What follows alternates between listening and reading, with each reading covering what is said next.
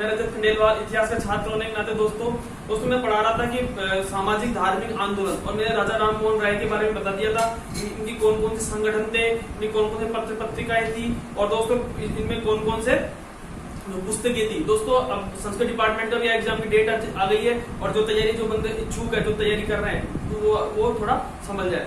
दोस्तों अपन देखते हैं कि इनके संगठन सारे हुए थे, और इनकी अपन ने मृत्यु बता दी थी। मृत्यु कैसे ब्रिस्टल के अंदर इनकी मृत्यु हुई थी 1833 में इंग्लैंड के अंदर, और उसके बाद में दोस्तों क्या हुआ, अब आगे इस पर चर्चा करेंगे। दोस्तों आज है दोस्तों बात करेंगे कि ब्रह्म समाज का विभाजन किस तरह से हुआ। दोस्तों हम बात करेंगे, हम देखते हैं कि 1833 में तो राजा राम मोहन राय की मृत्यु ब्रिस्टल में दोस्तों हो गई, यानी इन्हें 1833 में इनकी मृत्यु हो गई थी। फिर हम देखते हैं दोस्तों किस तरह से ब्रह्म समाज से किन लोगों ने इसका सहयोग किया, किस तरह से ब्रह्म समाज को आगे बढ़ाया, और किस तरह से ब्रह्म समाज किन किन भागों में बटा। दोस्तों आज अपन इस पर चर्चा करेंगे।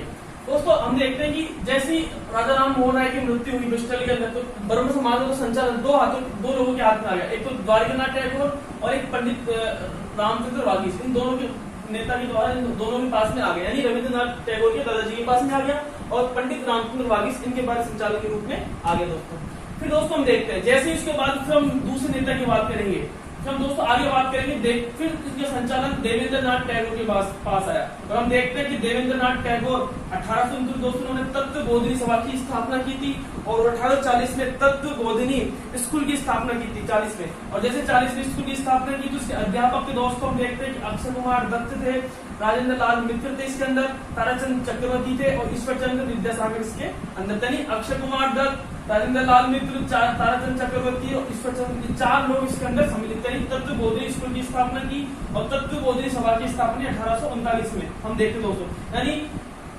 राजा राम मोहन राय की जैसी मृत्यु उसके बाद दो नेताओं ने इसको संचालन किया ब्रह्म समाज का, द्वारिकानाथ टैगोर, एक पंडित रामचंद्र वागीश ने संचालन किया। फिर बाद में इनके बेटे हुए द्वारिकानाथ टैगोर के, इनके बेटे हुए देवेंद्रनाथ टैगोर, और जो कि हम देखते हैं कि देवेंद्रनाथ टैगोर ने चलाई थी तत्व बोधिनी सभा, 1829 में उन्होंने तत्व बोधिनी सभा चलाई थी। दोस्तों फिर 1840 में उन्होंने तत्व बोधिनी स्कूल की स्थापना की थी। इसके अंदर कुछ अध्यापक थे, कुछ मेन अध्यापक थे, अक्षय कुमार दत्त थे, राजेंद्र लाल मित्र थे, ताराचंद चक्रवर्ती थे, और ईश्वर चंद्र विद्यासागर ये थे। दोस्तों फिर आगे हम देखते हैं कि किस तरह से देवेंद्रनाथ टैगोर ने ब्रह्म समाज का संचालन किया, और हम देखते हैं कि 1843 में उन्होंने ब्रह्म समाज की सदस्यता ग्रहण कर ली। और जैसे ही उन्होंने ब्रह्म समाज की सदस्यता ग्रहण की, तो इन जो ब्रह्म समाज के अंदर जो भी बुराइयां थी, यानी हिंदू समाज के अंदर जो भी कुप्रथाएं थी, बुराई थी, उनको मिटाने का काम उन्होंने किया। और हम देखते हैं उन्होंने एक पुस्तक ली दोस्तों, ब्रह्म धर्मा।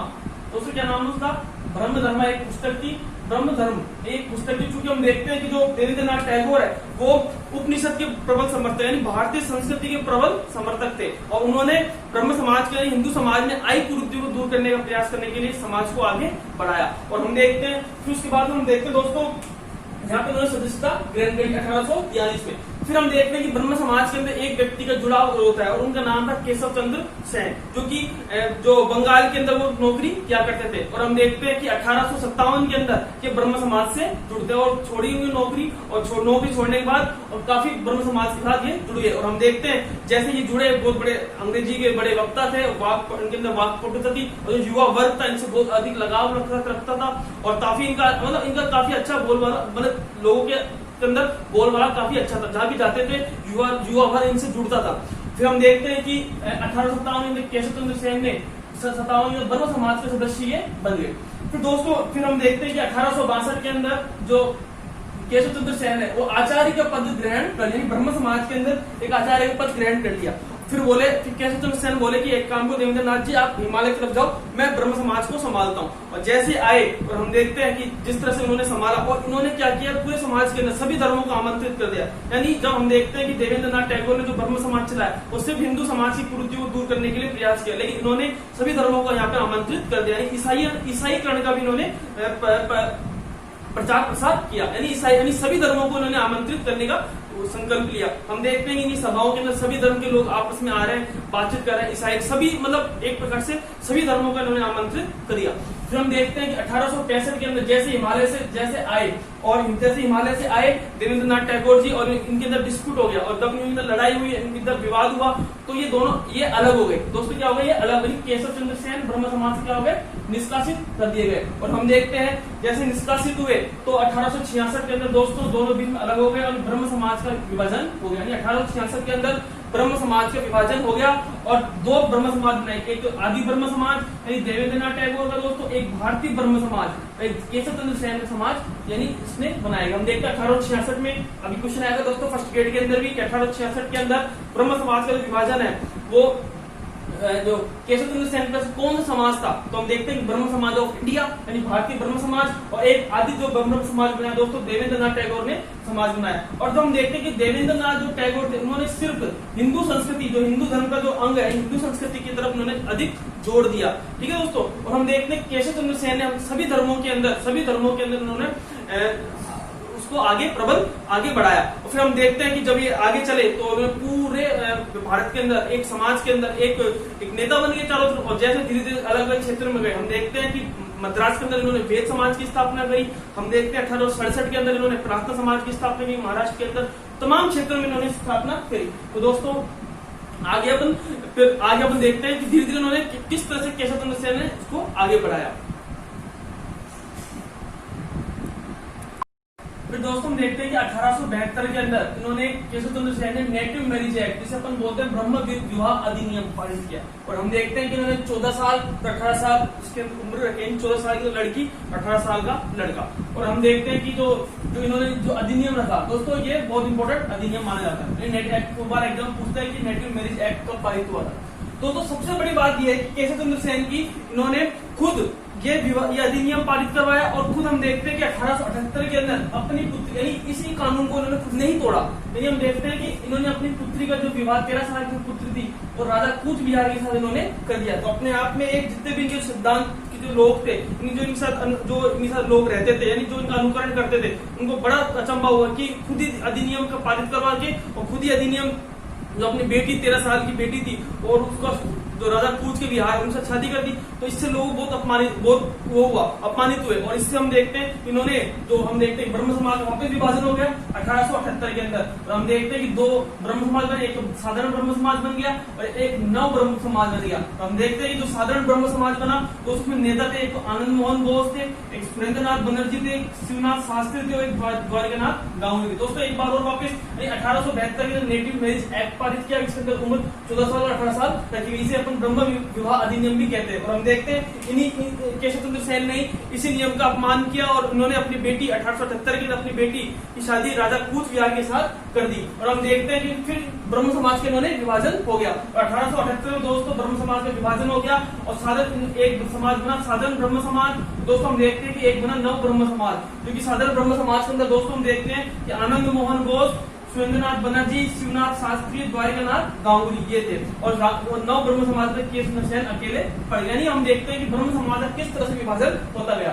दोस्तों फिर हम देखते हैं केशव चंद्र सेन के संगठन कौन कौन से थे। दोस्तों पहला है संगत सभा, संगत सभा। दूसरा दोस्तों टेबर निकल ऑफ न्यू डिस्पेंशन, टेबर निकल ऑफ न्यू डिस्पेंशन। और तीसरा दोस्तों था इंडियन रिफॉर्म एसोसिएशन, स्त्री शिक्षा की इन्होंने स्टार्ट किया, स्त्री शिक्षा। दोस्तों तीन थे, एक तो था संगत सभा, एक था दोस्तों टेबर निकल ऑफ न्यू डिस्पेंशन, दोस्तों एक था इंडियन रिफॉर्म एसोसिएशन। दोस्तों तीन थे, संगत सभा, टेबर निकल of new dispensation, Indian reform association. दोस्तों याद रखना केशव चंद्र सेन के संगठन। दोस्तों हम देखते हैं पत्रिका एक दोस्तों इंडियन मिरर, इनकी पत्रिका इंडियन मिरर, और 4 लोगों ने इसको संपादन किया था। हम देखते हैं एक तो देवेंद्रनाथ टैगोर थे, केशव चंद्र सेन थे, एक मनमोहन घोष और एक नरेंद्र नाथ सेन, 4 लोग थे इसके अंदर। देवेंद्रनाथ टैगोर, केशव चंद्र सेन, मनमोहन घोष और नरेंद्र नाथ सेन। और हम देखते हैं कि केशव चंद्र सेन एक समाचार पत्र चलाता सुलभ समाचार था। दोस्तों ये था कि ब्रह्म समाज का विभाजन। हम देखते हैं हमने पढ़ा कि आज राजा राम मोहन राय के बारे में पढ़ लिया, उनके संगठन के बारे में पढ़े, उनके जो पुस्तक की बात की उन्होंने, और उन्होंने किस प्रकार से पत्रिका चलाई। फिर हम देखते हैं कि 1833 में ब्रिस्टल में उनकी मृत्यु हो गई। किस तरह से ब्रह्म समाज के अंदर देवेंद्रनाथ टैगोर का जिक्र मिलता है, किस तरह से उन्होंने आगे बढ़ाया और 1843 में सदस्य हो गए। फिर हम देखते हैं किस तरह से केशव चंद्र सेन आए और केशव चंद्र सेन आने के बाद उन्होंने ब्रह्म समाज के अंदर हम देखते हैं कि सभी धर्मों को आमंत्रित कर दिया और इससे ये देवेंद्रनाथ टैगोर आहत हुए। उन्होंने ब्रह्म समाज का विभाजन हुआ और जैसे ब्रह्म समाज का विभाजन हुआ तो एक तो बना भारतीय ब्रह्म समाज, एक बना आदि ब्रह्म समाज 1866 के अंदर। और जो आदि ब्रह्म समाज दोस्तों हम देखते बना वो तो था देवेंद्रनाथ जी का, और दोस्तों हम देखते हैं कि एक बना कि भारतीय ब्रह्म समाज यानी ब्रह्म समाज ऑफ इंडिया, वो दोस्तों बना केशव चंद्र सेन का बना।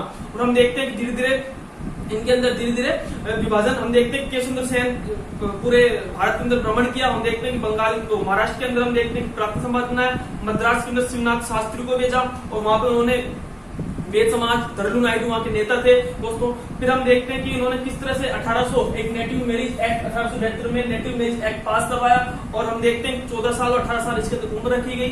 फिर हम देखते हैं दोस्तों कि जब ये नियम पारित किया गया, इन्होंने खुद ने ही इस नियम को तोड़ा, यानी इन्होंने ही अपने सिद्धांतों का वो हुआ और आहत हुआ। और हम देखते हैं कि इनके जो समर्थक थे वो भी इनसे आहत हो गए और अपनी जो बेटी राजा कूच विहार के साथ उन्होंने शादी कर दी, तो 13 साल की थी और वो 16 साल के थे। फिर हम देखते हैं किस तरह से एक ब्रह्म समाज का विभाजन हो गया और हम देखते हैं कि साधारण ब्रह्म समाज एक बना, एक नव ब्रह्म समाज।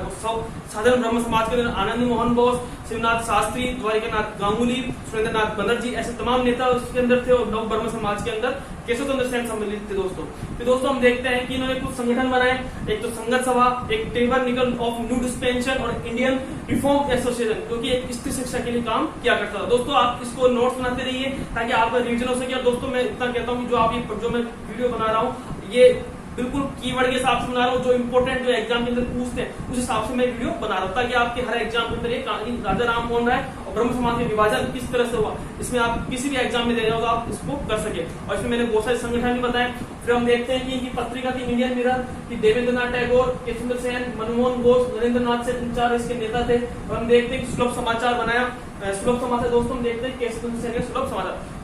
दोस्तों आज अपन ने पढ़ लिया कि राजा राम मोहन राय के बारे में और देवेंद्रनाथ टैगोर का और ब्रह्म समाज का किस तरह से विभाजन हुआ। दोस्तों अपन अब कल वीडियो के माध्यम से धीरे धीरे अपन दयानंद सरस्वती जी लेंगे और विवेकानंद जी लेंगे और धीरे धीरे वीडियो जो माध्यम से जो यूट्यूब चैनल के माध्यम से आगे बढ़ जाएंगे। Okay, thank you.